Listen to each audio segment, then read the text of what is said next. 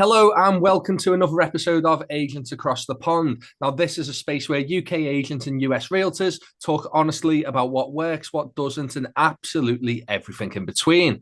Now, this podcast is real conversation about sales, lettings, marketing, and let's be honest, that little bit of therapy that business owners need as they run an agency. My name's Liam Gretton. And I'm Danny Smith. And welcome back to this episode. Now, Danny, the reason I asked you to start recording the podcast early is because I find all the best bits are lost when we're actually having that just general initial catch up. So, what's been going on the last couple of weeks? Because I've been away, you've been away, we've had a lot going on. Oh, Um, let's talk about it. got a house under contract this last week and moved through a transaction really quickly. Actually, everything's been done over the last couple of weeks. We've been missing a few weeks because of illnesses that we've each had and different business opportunities that we've had and been able to sort of having to skip seeing each other. But it's great to get back to being face to face again. Um, although Oh, via, technically, although it's because we via are across the pond, we're not face to face, mate. And obviously, for the listeners out there, Amanda's not with us this week. Danny, why is that? Just a bit of context. So we don't have a babysitter for our daughter, so Always she's a lie.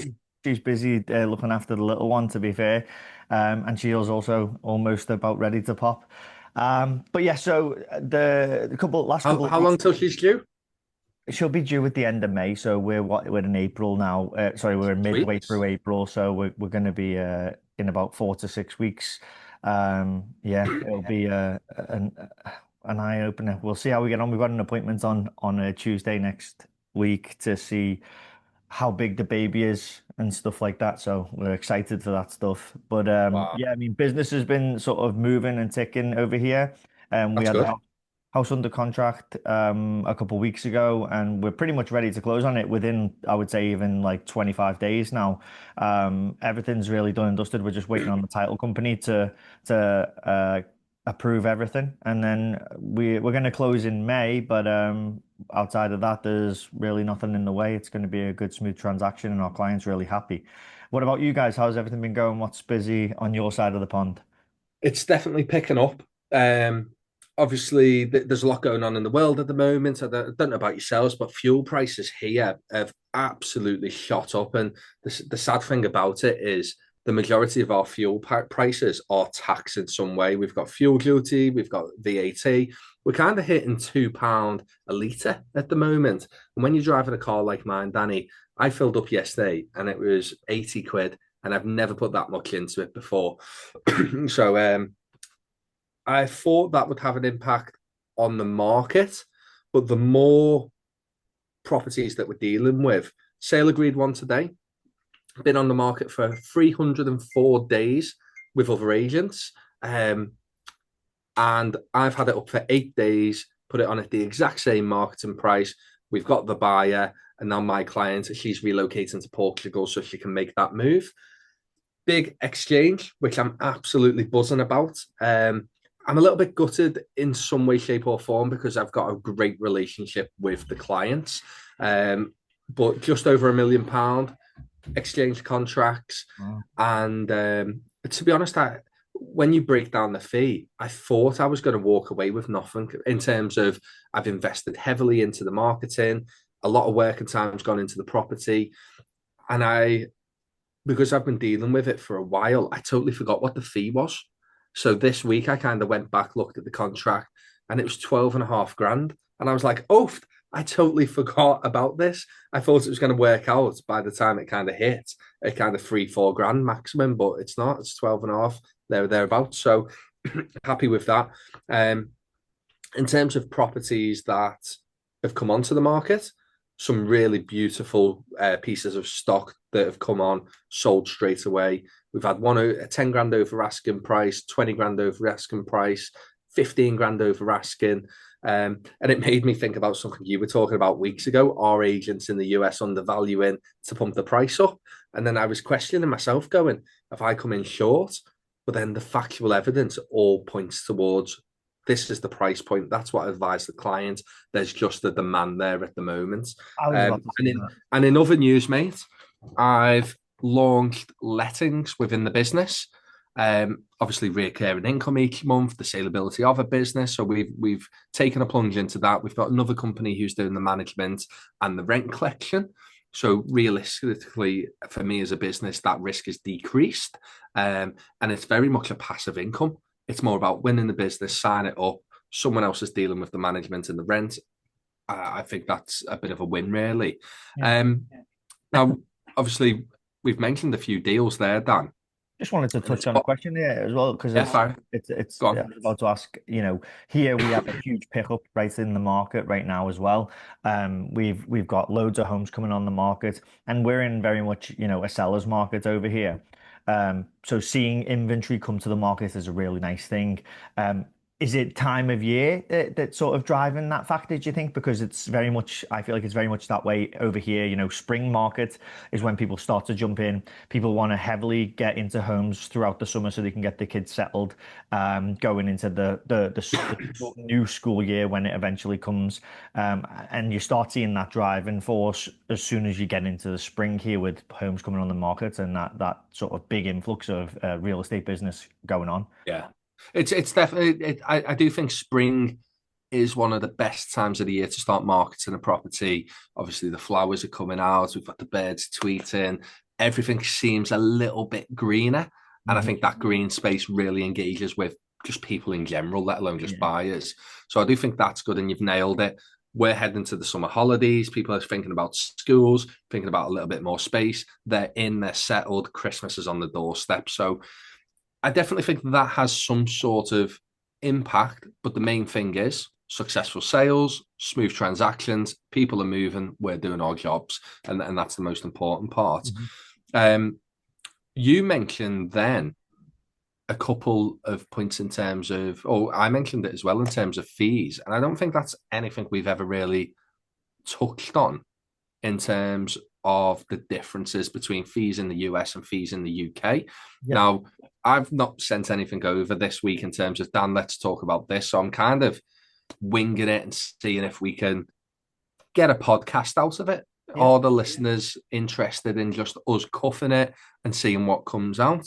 So, I um, mean, I've made go on, some mate. actually, right? So from our standpoint, we always say like within New Jersey, all commissions are negotiable. However, everyone has their own value of what they think that their services are worth. And every agent's going into their listing presentations or their buyer's agency presentations in a different way. So typically I don't like say I'm standardizing things, but I'd like to say that I have a value that I set on myself for buyer's agency and a value that I set on myself for listing someone's property. And ultimately what I would expect is around 2.5% if I'm working with a buyer. But a lot of the times we have to have now an open conversation because of the new regulations that came into real estate as of 2024 about how we disclose everything up front. And I think personally, it's made a great uh, change and challenge to the real estate market. It helps buyers agents, but it also helps buyers. It creates that transparency that everyone wants and needs from the very beginning when you meet buyers. So we would always say like, hey, we want to earn 2.5%. That's what we value our service at. Now, with the buyers, it's a little bit different than it is with sellers because previously, before 2024, August of 2024, the agent would work with a buyer. They'd go through the door of a home. We used to look on the MLS and we used to be able to see what the commission would be for a buyer's agent bringing their client offered by the seller. Now that's all changed. It's become a big negotiation now. So now we negotiate from the beginning whatever the commission would be. But when we're going into these conversations with our buyers, we value ourselves at 2.5%. And what we say to them is like, listen, when we go into a conversation with a seller, every seller is going to be different. They may be saying, hey, I'm only offering a 2% commission. So in that circumstance, what we tell our buyers is, well, listen, we value our service at 2.5%.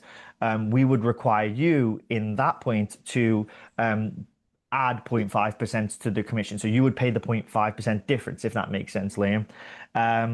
Yeah. The other thing though as well is if our buyers aren't comfortable making that payment or don't want to add any commission sort of to it, we just say, listen, the way we can get around that is we can just reduce the purchase price by 0.5% commission and you still pay the difference, right? So it doesn't look like it on paper. It's just moving numbers around on a contract. Essentially, that's all it is, making the numbers in moving it from one area to a different area. But our goal is we want to earn 2.5% on the buyer's side. And that's where you guys don't really get to have a conversation because you don't have that buyer's agency. And I don't know if you want to have a quick chat about that before I jump into the listing, or you Yeah. want to have questions about that. Um, I think so in terms of fees have to be negotiable. Now I get that to some extent. However, why can't you have a subject to a minimum fee? Or in a way, do you still do so? Would you turn around and go, let's use this situation of your. So I'm right in saying from previous episodes and previous conversations that as a buying agent, you wouldn't turn around to the buyer and go, "You're paying my fee." So prior to 2024, that's correct. You're not paying Okay. my fee. But now it's transparency of we don't know what situation we're going to come into when we interact with every seller now. Because every seller could turn around. Like imagine I'm working with my buyer. My buyer says, listen, Dan, I don't want to pay you a commission. That's okay. I don't want to work for free, right? Um, Yeah. yeah. So there was a green and gray area where I used to explain this, but I've also become more seasoned at it since we all start to learn these rules a little bit better. Yeah. Where I would say like, well, listen, if I call an agent and they say that they're not offering a commission for a house, I don't want you to miss out on that house though, if you like it, you know what I mean? But if you say to me right now, don't show me houses that aren't offering your buyer's agency commission, then I won't show you houses that are offering the buyer's agency commission. And that just didn't make sense to me when I was talking to people and when I had conversations. So I was like, I'm a bit lost here, mate. I'm a bit lost. go. So I'm a buyer Yep. in the US. Yep.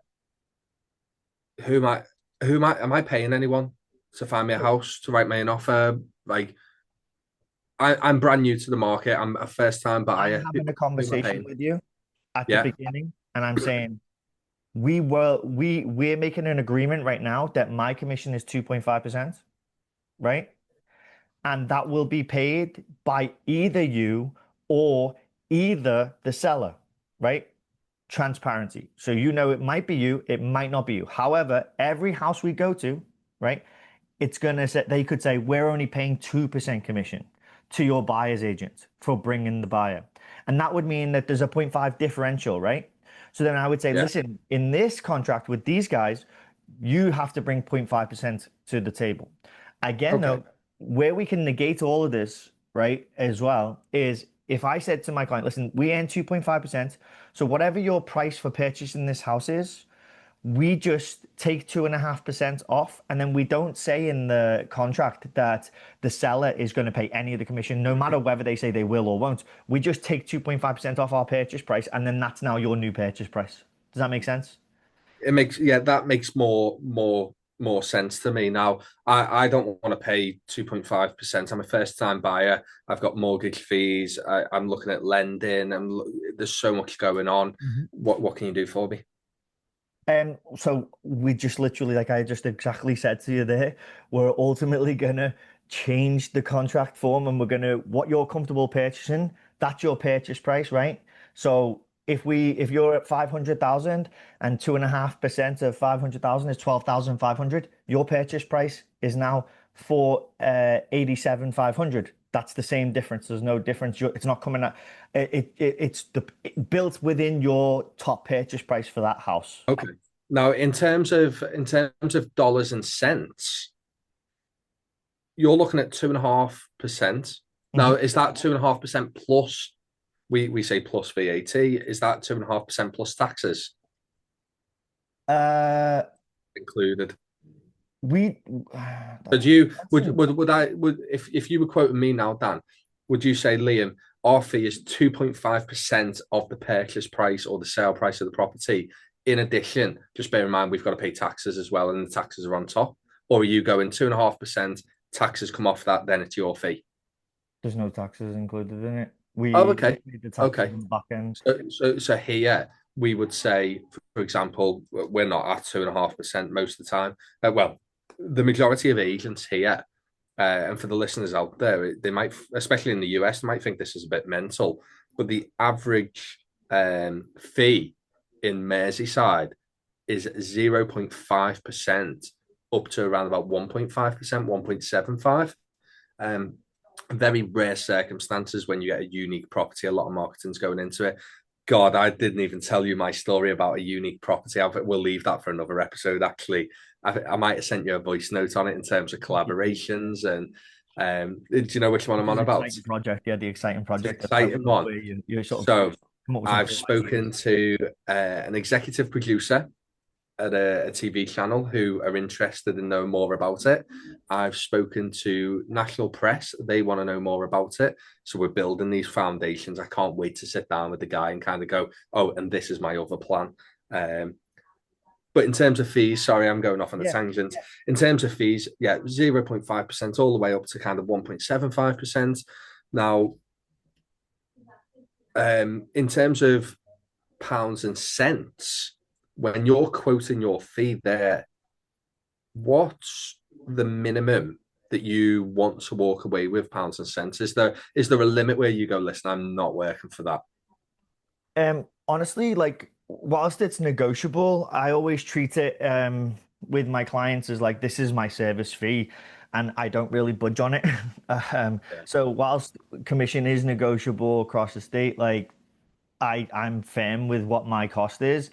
Yeah, And when people push back on it, I always turn around and ask them like, "Oh, is this a test? Like, I like that. is this a test?" And they're like, What do you mean?" And I'm like, "Well,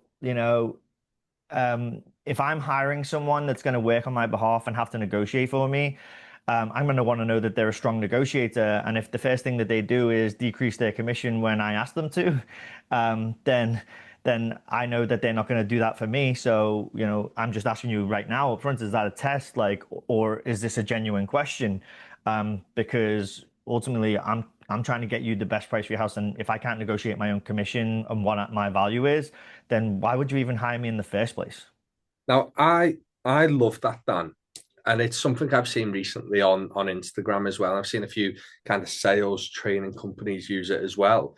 Do you think that answer is becoming a little bit more mainstream because of the likes of social media, kind of saying this is what you should be saying? So sellers or buyers, anyone really, is kind of sat there going, well, if they use this line, maybe it's just something they've seen on social media and they don't know how to negotiate properly. Um, I'll. It depends is the answer. I think when you come across people who are in sales, they'll be having the same algorithms as you, and they'll see the same sort of content that you're going to see. Yeah, But when you're dealing with your day-to-day people who just have their own industry of work and their own algorithms on their own social media, they're not seeing that content because they're not in of that course. business. So Yeah, I I like don't that. think it affects that at all. I do think that it affects how other realtors or position Position themselves. themselves when they're talking to someone about other realtors, because obviously you want Yeah. to see as the professional and the one that they go with. But yeah, anyone can say it. And I think honestly though, it's you backing yourself at the end of the day. It's you just saying that, I think I've got what it takes to get the job done, and this is my What's cost at the the end of the day. Danny? What's the fee range in New Jersey at the moment or New York in What is terms of like here? We're looking 0.5 all the way up to 1. for for buyer's agency, for seller's agency? For selling, because I think the agents that are listening to this, or even just the general kind of people from the UK, Oh, I find it interesting. Like, what percentages are you charging? Because we can always relate that to our house prices. yeah, yeah. So, honestly, it's really broad. So, for example, I know a gentleman who lives not far away from me who just set up his own brokerage. He's became a fully, he's not just a salesperson anymore. He's actually a broker himself, and he set up his own organization. And he lists homes for 1%. And then you've got, your standardized. I don't even want to use the word standardized because it's not standardized, but like most sellers agents are looking at, 3.5% down to 2.5% because there's a lot more expense that goes into listing a property than it does working with a buyer. Yeah. So they're sort of like looking at that 2.5 to 3.5% range. I mean, I prefer to list at around 3%. With selling, it becomes a little bit more negotiable, because then it's like tailoring what your marketing's going to Of be. course. But a lot of it is also down to what you think you can get the job done and the cost and what you want to take away. How Um, for the cost on average, and this might be I think, like I can quantify it as such, but how much are you spending on average to take a property to the market? What's your upfront investment there as an agent? uh, Because here I have a saying, Dan, and it's something you could probably rob as well. Like I'm a big believer in that traditional estate agency model because it's all about chimney pots. It's all about get as many on the market as possible. That I'm a big believer that the standard in agency marketing is an agent taking photos, creating a fancy floor plan, and adding it to Rightmove. And to me, that's a very basic approach, but that is what a lot of people do because it's all volume and they can keep the costs down. And I find with a lot of agents that I know, they don't really want to go out and spend money on marketing, but yet that marketing is our shop window nowadays. Someone put a post on LinkedIn the other day, kind of going, when did the state agency become more about the agent than the property? And to me, that's simple. When people started to realize that just listed, just sold, and if you want a free, no obligation valuation, give me a call, or 20 years out of date. and nobody cares. And nobody cares you're doing a free You sold valuation. a Why you house. You sold a house that's yeah, just sold. Nobody cares. It's not available nobody anymore. it's not available. Like, So yeah, how much would you be spending out on general marketing, video photography, floor plan, listings, brochures, open day postcards, signs, all that thrown in? for an individual house, that can honestly really range between, if because we've got huge square footage homes, so I'm just trying to like Yeah. generalize here. Like I did a really small house so recently, which was a two-bed, one bath. Like we spent the best part of like $300 on a Google on a Facebook ad, which was with all the marketing material we had. We sent out some flyers to the local, like the basically 3 blocks around, if you know what I mean. Um, to let the people know in the local area. I'm gonna say with the photography and everything included, we probably spent about $1,800. Okay. Now that to me, $1,800. What's that? Let's say 1,500. Yeah. That's quite a hefty investment. Now, what's your fee on the back end of that? So the house sold for 480. Okay. And the total fee before our brokerage takes their cut, because remember, you when you get a fee, like you've got your 20% fee with which comes out from EXP or whatever. Here in the UK, it's 30%. Okay, sorry, 30% even. It might be 30% here. I don't know, mate. I'm not with them, but To be honest, I think EXP in the US is 20%. I think they do an 80-20 split. We do a okay. 70-30 here. Okay. So yeah, so then with so total of 480, it's almost it was like 10,000 something dollars it worked out to be. It was a little bit Okay. more than 10, $11,000. Yeah. Total nearly 12 and a half, but the So if brokerage we took break their that cut. down realistically, you're spending what 1/5 of the fee on the marketing. Yeah, Then you've got your working time, then you've got your offer, your expertise, and then obviously that dirty word that no one wants to say, profit. yeah. Um, okay, that's interesting because I'm I could spending at call the it profit, but moment, it's just my own living expenses so that I can live. yeah, and putting It's food on not the profit. table. It's so I can support my family. Thank you. Yeah, yeah, and I think that's something a lot of people forget when it comes to real estate, estate agency, etc. It's not that we're walking away with, for example, 12 grand at the very end, because you've got to break that down into its sections. For example, you're taking away your tax. If you're part of a brokerage, you're taking away your splits. Even if you're in a traditional estate agency, you're taking away that little bit of commission that the agent's getting for listing, the little bit of commission that the agent who negotiated the sales getting, all these different people. And then you go marketing cost. Well, how long did it take us to do the viewings? How long did it take us to do sales progression? Was that £2,000 fee worth the 6 months work? Absolutely not. I've got sales going through now where sadly it's fallen through once or twice for one reason or another. Client didn't take the advice on a committed transaction agreement. I'm working for free on it, but I want to be able to get that over the line because one, that's my job. Yeah. And two, I still want to be able to recoup some funds of what I've invested into that property. You mentioned Facebook ads. Now, let's say you're charging 3% of the sale price. You've got your 1,800 for your marketing. You know your fee at the end is going to be around about 12 and a half grand. Okay. What are you spending on Facebook? Or is that included in that That's been something that 1,800? I'm just like dipping the toe in, like starting to try and learn more about with, the use of a Smith Realty page, Yeah. how to start learning how to use Facebook ads in multiple ways, not just with properties that have just come on the market for a specific area, but just in general trying to get clients as well. Um, Yeah. so it's really just an area that we've only just started to tip our toes into.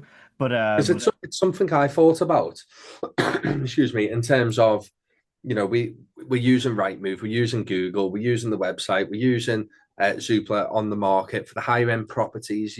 I'm putting them into over 80 countries globally. Um, and it's great having these marketing platforms. But again, we've got local sellers, we've got local buyers. How can I connect with them? And being a self-employed agent, my shop front is social media. I'm not on the high street like a lot of the traditional agents where you can walk past and look at the properties in the window. So that's something I thought about in terms of videos, social proof. Look at what we're doing with this property, something a little bit different in the market. And I did speak to a girl called Shannon. She's an absolute wizard, absolute Harry Potter wizard when it comes to Meta and the RAD system. And she was basically designing it so it's all a funnel. You've got that first ad that's just captivating someone. It's then leading them into this, and essentially it's just bringing them down to go, right, I'm ready to take action. I've seen you so many times that I know, like, and trust you.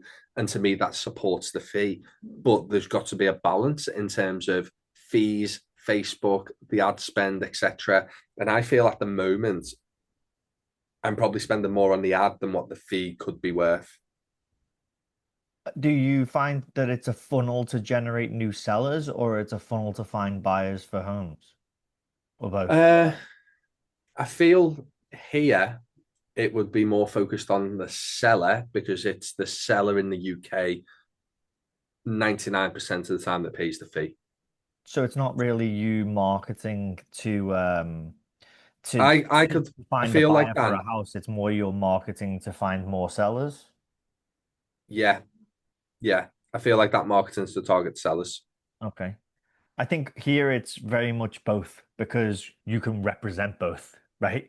So you're creating a lead funnel, but obviously that's something that I mean I'm definitely more interested in. Like, is like, do you have like in mind, like, do you have a budget that you put towards it every month, and then do you see these leads come into your Yeah. like your business page, and then you can work those leads from there and potentially reach out to them and follow up because I did it years ago as well, and I had a really good, so I had a house that we flipped in Parsippany in 2019, 2020, and when I was selling that house, I just put it on the market and I was like, oh, I'm going to put like $300 into an ad. And I have no idea, by the way, what I'm doing. I'd love to have an expert like Shannon, or to speak to Shannon, by the way, Yeah. that knows exactly what she's doing.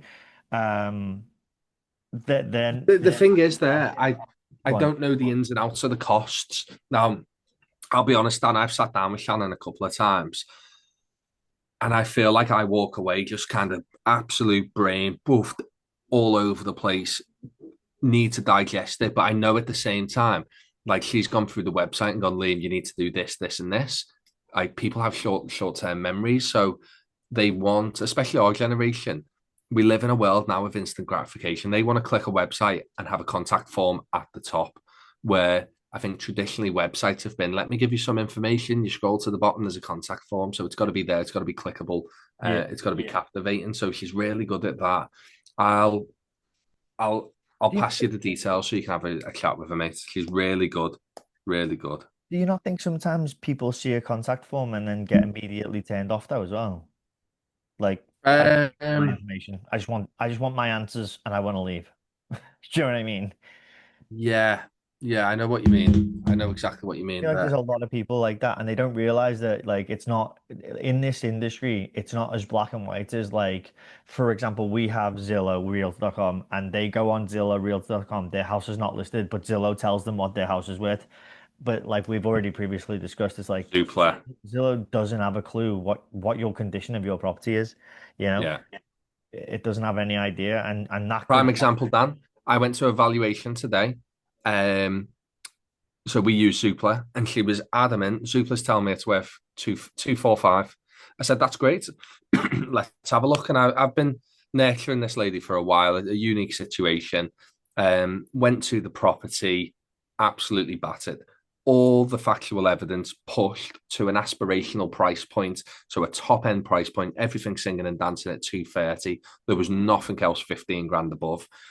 Went into the property, damp, electrics from the 80s, needs a new plumbing system, new kitchen, new bathroom. All the walls need replastering. And realistically, it probably needs to go to auction um, down that route. And I think top end, we're looking at 150,000. That's 95 grand difference than what a sporadic system is saying this house could be worth. And that's it. It could be worth this, but it's absolutely not. just. And honestly, they should have a tagline right next to it. It's like, this is what the like homes are selling for in your area. This does not mean you will get anywhere near this based on Yeah. condition. It should say that, like it should just actually say it. Because people are so naive, can be so naive to just think, oh, mine must be worth that. But it's like, no, because people look at context. Like people don't just go, oh, houses are selling for this much. I'm gonna buy it for this.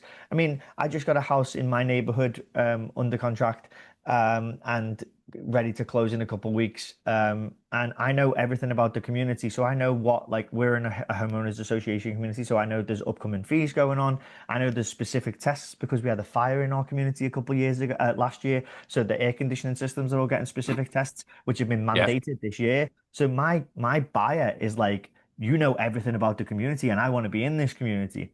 And you know anything that's upcoming and also what all the requirements are for any of the issues that have been prior.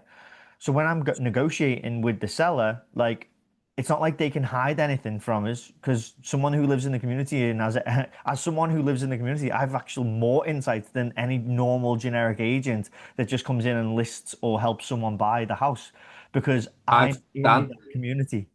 Do you remember the first property I ever bought? That cottage built in 1810. So obviously we lived there. We know the layout of the land. Last year I sold the property. The people who bought it sadly going separate ways, and it's coming back onto the market. I think by the time this podcast goes out, um, which will be what, maybe 2 weeks, the Yeah. property will be on the market so people can go and see it. That I've lived there, so it's point like the seller of the property now. When she was buying it, I could give her all the information. She's now come back to me and gone, Liam, you've lived here. You know the layout of the land. It's a little bit unique. Can you market the property? Which is great. I've got that relationship. You mentioned something then about context. Here's a question for you. So your fee value is 2.5% on a sale. Where did that come from? Where did you establish that fee? Was that something that other agents were doing locally and you just pulled it out of thin air? Is it something you worked on and went, right, this is where we should be? And I've got a follow-up question as well once you've answered that one. So where did it So, come I from? mean, it's generally been a trend of like sort of real estate, you work out what your costs are going to be, and ultimately it lands you around what you want to profit, and then you would present your fee. I mean, before I got into real estate and but prior to 2024, like I'm walking into an industry and you're walking into your brokerages and you're like trying to understand, like as a salesperson and a person that doesn't own your own organization, but you're a part of it and you kind of own yourself and your own sort of value. You Yeah, don't get to dictate what the brokerage takes off you, but you can dictate some what you're looking for is in terms of a fee. But at the same time, if I walked in and said I'm accepting a 1% commission on a deal, my broker would not be happy. They would not. They would be like, "No, we're not accepting this." Like just because I make the agreements as well doesn't mean that that agreement is complete. Like it's got to go back to my brokerage, and my brokerage is going to say, "Okay, then we're okay with that as well." Or not, you know what I mean? Especially when it comes to the selling of a property. When it comes to buy side, it's a little bit different. But when it comes to the sell side, it's definitely has to be agreed upon by the broker of record. Like they have to sign off on that document when you take it back to the office. And so in this situation, Dan, you're charging 2.5%. You agree with Janice that she's going to sell her condo, um, and you then get the contract signed, go back to the brokerage, go, look, I've got this property, it's 2.5%. They can turn around and go, whoa, that's a little bit low.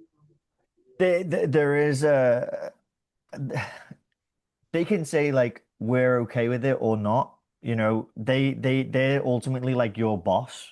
There Okay. is I don't think that they would be turning that situation down, but it's when like you're going drastically low and the fee's going to get really cut down. You know, What especially if happens it's when it's family?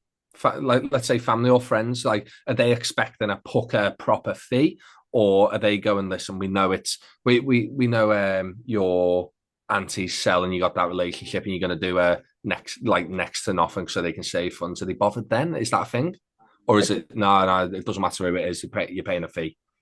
No. There are like certain situations like that where, you know, I think that there is some leniency, but I do still think that they have their own sort of reputation that they sort of sticking themselves to, if you know what I mean. Like What we don't, what you know, percentage does the brokerage take? of my commission.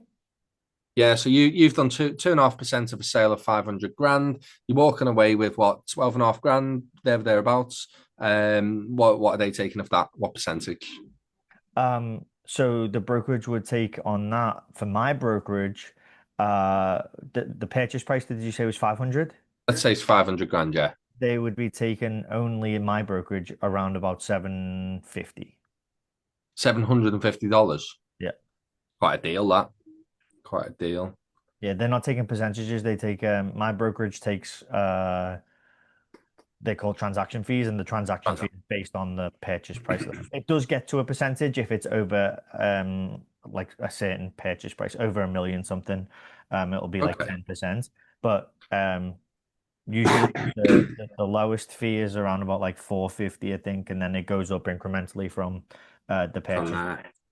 Like around Okay, like that anything makes over sense. 800 is around $1,000. Um, yeah. But then Yeah. other Now, brokerages as well, they're like you said, they've got their split with their agent, and their splits could be 40, 60 to the age, 60 to the agent, 40 to the brokerage. So if you're on a if you do a $400,000 sale, you know, you're walking away with $6,000 and they're walking away with $4,000. yeah. Okay, that makes perfect sense. Now, my follow-up question is: you want your 2.5%? Mhm. When you're out on your appointments, Dan, how are you how are you supporting your position to get that or a higher fee? And are you showing it, like, are you physically sitting down with clients and showing them one, the support and evidence, or a system?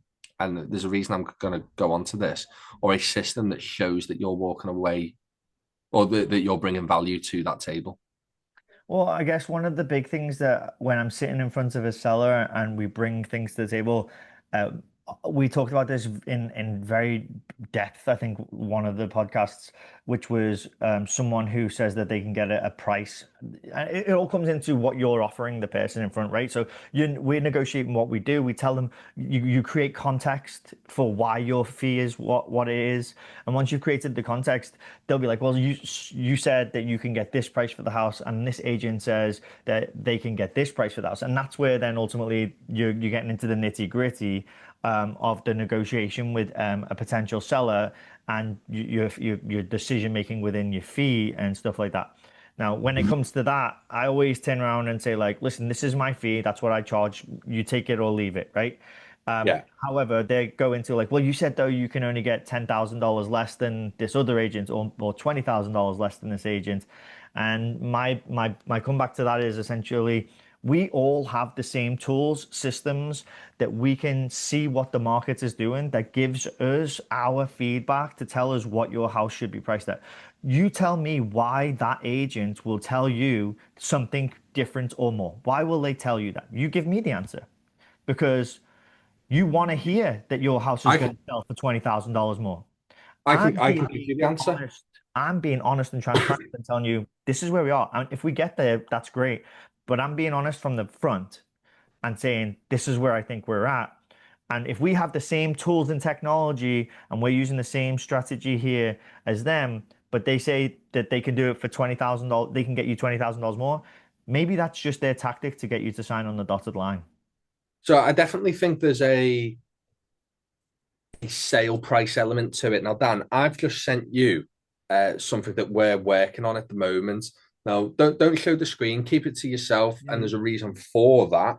But if you open up that link, and just what you're talking about there, I'll add to it. So a lot of people will always focus on the sale price, and it's the headline fee, right? Can I get a low fee and a high sale price? I get it. Now, on this calculator here, or the setup that I've sent you, Mhm. put in the asking price as 500,000. And then on the part where it says percentage of the asking price achieved, just write in there 101%. With the percentage of the asking price achieved on 101. Yeah, 101. So I'm a big believer that of tracking stats within the business because they come in useful when speaking to prospective clients. Now, Yep. over the last 12 months, I've achieved 101% of the marketing price across my listings. So theoretically, if you're marketing your property with me, you should be walking away with more money. Now, obviously, it's situation dependent. We've just got to take it as it comes, but on average, 101%. How does that sound, Dan? Would you want to walk away with more money? 100%. I want to work Okay, on now I'm charging, like I'm charging you 1.5% here, Dan. Now that sounds more money because the other agent's charging 1%. Now, within this, what you're looking at on your phone, Dan, this is exactly going to be implemented breakdown. pretty soon. And you'll probably copy this because it's the same web developer that's building it. Um, but here we've put in 500,000. I can turn around and go, Dan, really appreciate you, raising that I am a higher fee. The reason for that is, on average, UK estate agents achieve 96% of the marketing price. So they've already told you that they're willing to accept a lower offer than what they value the property at. Let's also take into account that some agents are paid fees to list the property, and some agents have targets to hit each week where they need to put 7, 8, 10 properties on the market. Otherwise, they've not reached their quota. Now, if they're getting paid month in, month out, do you think they're bothered if they tell you the house is worth £20,000 more and then reduce it 10 grand within the first 2 weeks and then reduce it again? No, Mhm. because they've hit the target. You're on the market. I'm telling you that this property is worth £500,000. We've got the factual evidence in front of us. Now the sticking point's the fee. So let me show you this, Dan. My fee is 1.5% and the other agent's 1%. On average, I achieve 101% and they achieve 96%. Let's work this out. We put it into the system and then boom, Dan, look, you can see that working with me, yes, you're paying a higher fee, but you're more likely to walk away with £20,000 more. Wouldn't you like that in your pocket? Yeah, you would. Okay, now let's break it down. So if you scroll down on that page I've sent you, so Dan, we're selling your property at 500,000. That's the marketing price. But you can see here that working with me, the likely marketing price that we should be selling the property at is 505,000, where the other agent's selling it for 482. Like, where's that money going? Who's getting that money? But yet we can see that you're only paying me an extra free. Well, here, what, 2.5 grand extra Hmm. for 20 grand in your pocket? So Yeah. let's not focus on the headline fee. Let's focus on the Eh, facts, the proven route that we've done this over the last 12 months. It's not like we've done it over the last one sale, but yet you're walking away with more money. mhm. Now let's take the fee, let's take the property, let's take what you're walking away with. Dan, the net figure, if you're working with that other agent, means you'll walk away with £477,000, 30 grand, or well, 22 grand gone. But if you work with me, you're walking away with 497, but yeah, we're selling at 505. Mhm. Pay 7 grand and you can walk away with an extra 20. Doesn't that make perfect sense? Yeah. And to me, it's just that positioning. So we're building this out at the moment. It could be worth you reaching out to a mutual contact and say, copy and paste this in and put our fees into it, or Yeah. set up. But that's how I support when people push back on the headline fee of you're a bit more expensive.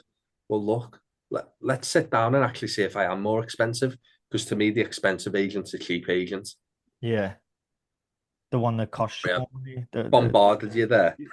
No, honestly, though, it makes complete sense, doesn't it? When you think about it, it's like the agent that costs you more money is the one that doesn't get the job done for the most in your pocket at the end of the day. So whether they charge you a less of a fee is irrelevant if you've Yeah, left, like you said, $20,000 on £20,000 on the table.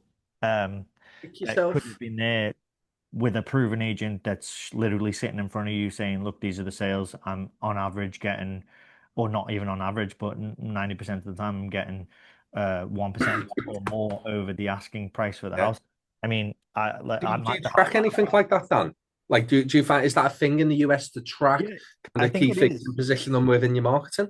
It is, but I don't think it's positioned and hammered as much as it would be like it is in the UK. The reason being Not is, here, mate. People don't do it. They're lazy. People okay, rely on the high street brand and going, oh, well, we've got your neighbor. You can see our board down the road. That's what they rely on. It's kind of that brand awareness as such, where for me, it's more important to go in, especially in the self-employed model, and go, look, yes, they've got that board, that board, that board.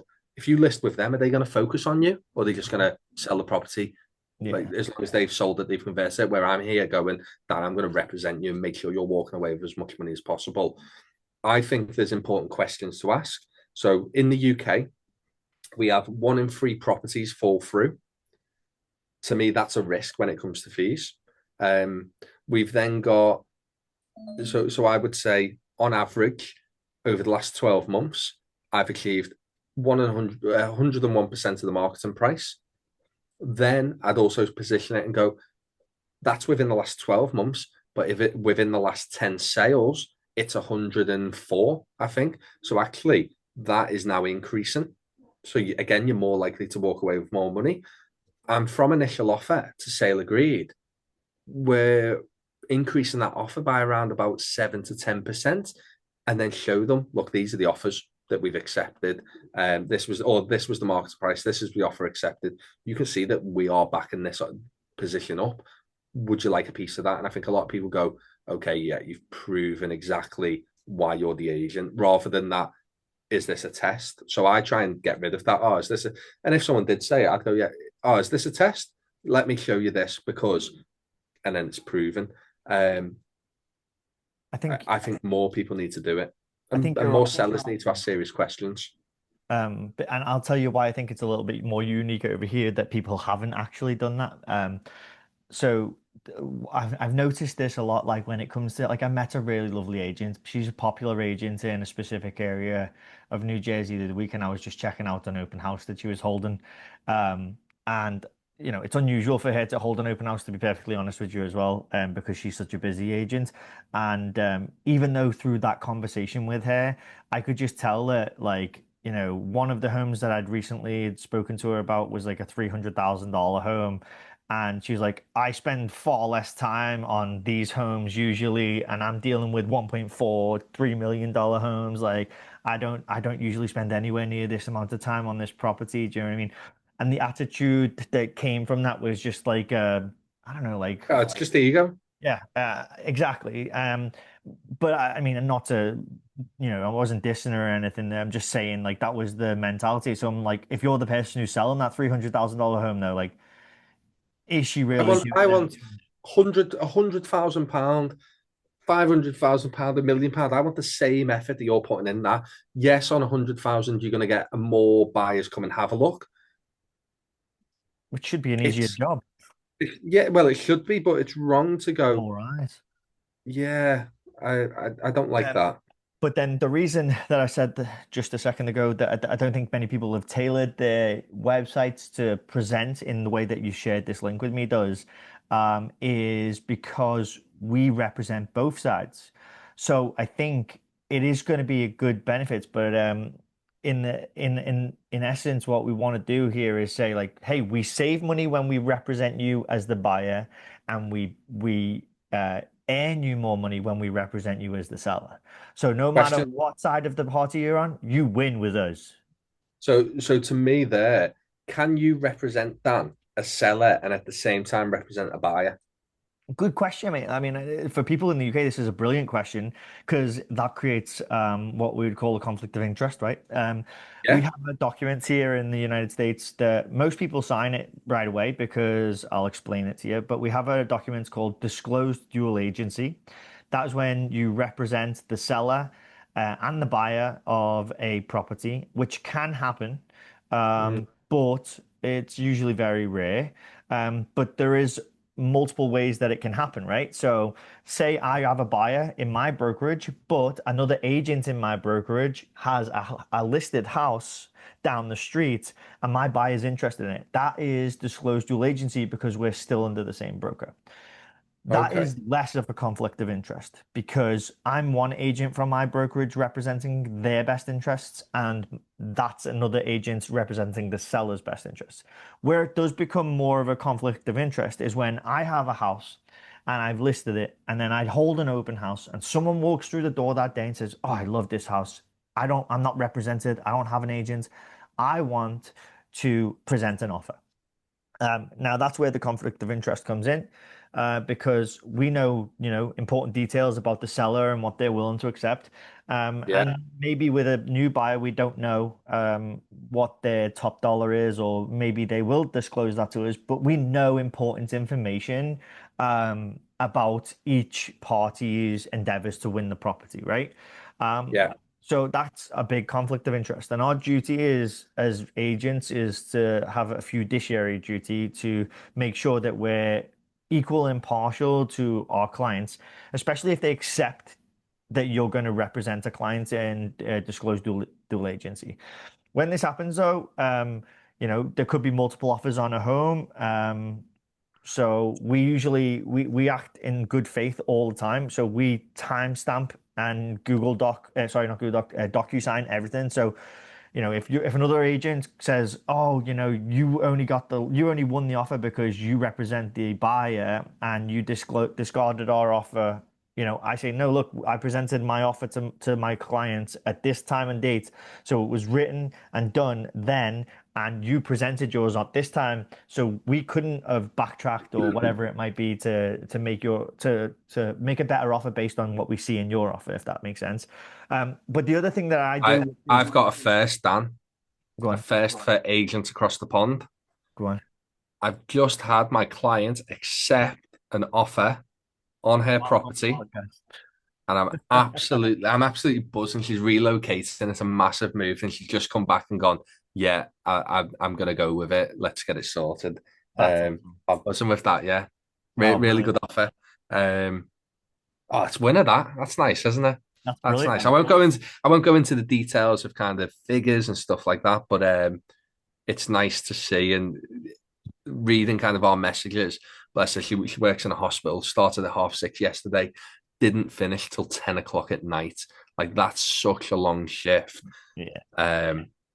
I made up for it, absolutely made up because she had a That's the bit of a part we hard love, you know what I time. mean? We're the people helping people through rather large stages of their life. At the end of the day, it's big changes when you're moving property, selling property, whatever it might be. And I'm not just talking about moving either. Like the other big stages, it could be family members have passed away. It's a huge moment in your life. It could be a huge stage. You'd mentioned that, families parting ways, they may be getting divorced. It's another huge thing and we're Yeah, not there like we people always I think always people look at it in this situation and they think, oh, you're just there to make money, but honestly it's not about that. It's really about helping people through a tough stage of their life or an exciting stage of their life and being a part of it and making it as smooth and helpful as possible. um have and you ever had a property, Dan, that really made you look at real estate in a different way than selling properties? You ever had a property that really stood out to you as like, wow, actually, this job is more than putting a property on the MLS and getting an offer and getting commission from it? well, there was a couple to be fair, but one stands out was working with a nurse during COVID, mate. Now listen, I wasn't I have a family who were the people that were probably very much on the side of like scared, if you know what I mean, Yeah. around COVID times, and I was pretty much the opposite. I don't know if you were the opposite, but when it was COVID, I wasn't like fearful of everything. I just was, and I'm not saying this is right or wrong of me. I'll be honest, Dan. I was living my absolute best life. I was sat in the house. I had FIFA on. I was living my best life then. We just had Elizabeth. She's 7 today. 7 today. So Elizabeth was just literally she had her first birthday in COVID. So 6 years ago. Wow. Yeah, I was living my best life. So during that time, I ended up meeting a nurse who was working crazy shifts at hospitals, but was desperate to find a house. And I could just see how hard she was working. And also, like, I have family members like, oh, you shouldn't be going out, you shouldn't be working, you should stay at home. Like, but people were still selling Yeah, houses, and she was still needed the house. And just seeing how hard she worked at that time and how dedicated she was, but also like how much she wanted to find the house. She was a single mom to three kids, and bless and her. um, and she's working her backside off, and she's trying to find a house to have her family and get them all settled and into a school by the end of the summer. And she worked tirelessly, and then came out after working crazy shifts to come and see houses with me. And she was honestly as well like super thankful because she thought that no one would want to work with her because she's in the hospital and she's around all of the Right, she's around everything that's going on. exactly and but honestly it worked out and she was fantastic and it was just such a pleasure to help her. Angie, her name is, and she was a wonderful Yeah, lady, and it's she nice, isn't it? referred people to me as well, so she's a really gem. Yeah, it's not. It's nice when people acknowledge, and I think ultimately this this industry is about people. There will be a lot of agents out there who are on that ego approach of, oh, well, I'm doing this and I'm doing that. And I switch off from it really, but it is about helping people onto the next chapter of their lives. And, a conversation I had yesterday with a client, I really won't go into the details. I've had some kind of really in-depth ones this week. And sometimes people just want you to hear their story so they feel like they're listened to. And then you can take that weight away and go, right, now let's go and do X, Y, and Z. Let me do this. I'll take control of this. Because dealing with property such it's such an overwhelming task because I don't feel like we're taught it. You don't know how to sell a property. You don't know the process. You don't know why you're doing ID checks. You don't know why you're showing someone your bank accounts. There's so many. You don't know how to go and speak to a solicitor. You don't know the property info. There's so much going on. Then you've got everything else in the background of life. Yeah, interesting. But obviously, mate, I know we've been kicking on quite a long episode, Ask and me and a you could question if sit you're here for kind of two or 3 hours, really. Um, really enjoyed it. Actually, I've had a bit of an insight into your fees, who's paying it. And I think funny that this morning I was recording another podcast, a podcast called Agents Boardroom with Ben Moore and Scott Gunn, they're EXP agents. And we were talking about buying agency, and I tried to touch on your side of things and how that works. Be really good, mate, to introduce you to Scott and Ben. And I think having you go on their podcast and maybe have a bit of a conversation in terms of, look, I'm in the US, this is what we're doing, this is what we're charging, this is how it works. I've done buyer representation before in the UK, but it's been the buyer paying me, where I think actually it's slightly different ways of It's completely different different. ways of operating, and that's what I enjoy about this podcast. From house to house, it's different over here when it comes to who's going to pay the fee with the buyers stuff. But the good thing, like I said earlier, is we have a transparent agreement that says, this is what I earn. Yeah, If they're not paying the commission, you're paying the commission, right? And the commission is this. But then how do we get around that? Well, if our purchase price for the house was 500, we're just going to reduce the commission on, sorry, we're going to just reduce the price by what the commission cost would have been. yeah. Here's a question for you, Dan. One last question before we kind of close up. Have you ever walked away over a fee? Um, I don't think I've ever been in a situation where I've walked away over a fee, but there have been situations where I've not been chosen because of it.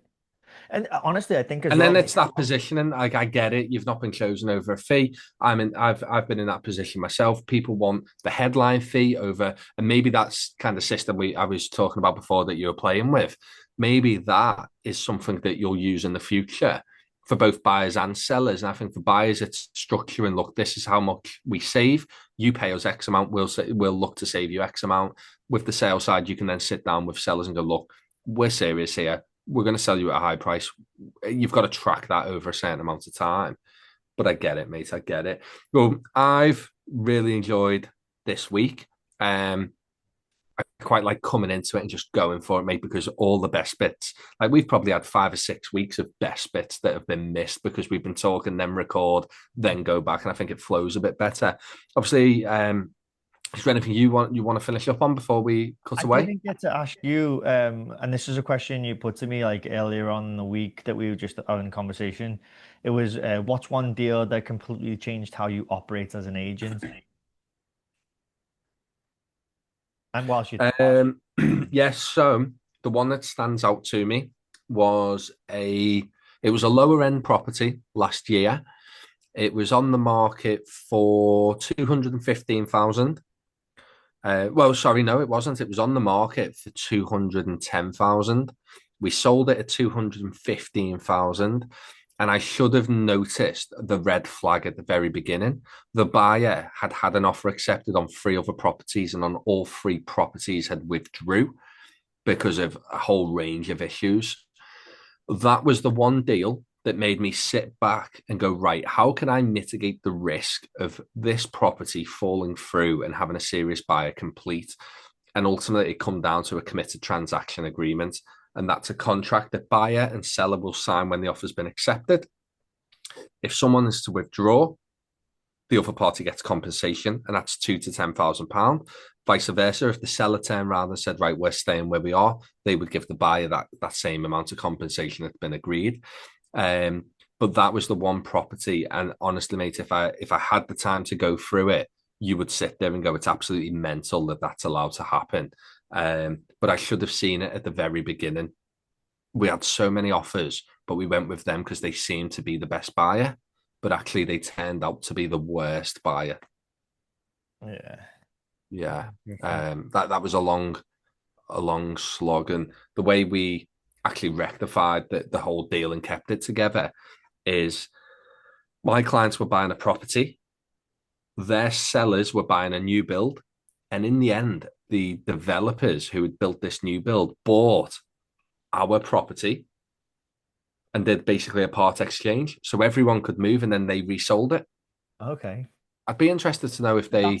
That's a good part that we should probably talk about because I mean I've got a friend who's going through a transaction right now in the UK and No, he's um not. He's not phoned me. I know I I bet was it's someone I know as well, isn't it? no, well, you may have met him. Yeah, yeah, you've met him. He was at a party when I was at home, and I did put you in touch with him if you remember. But he ended up going with I don't know who he went with to be honest. I have to Yeah. look it Well, I up. hope it falls through.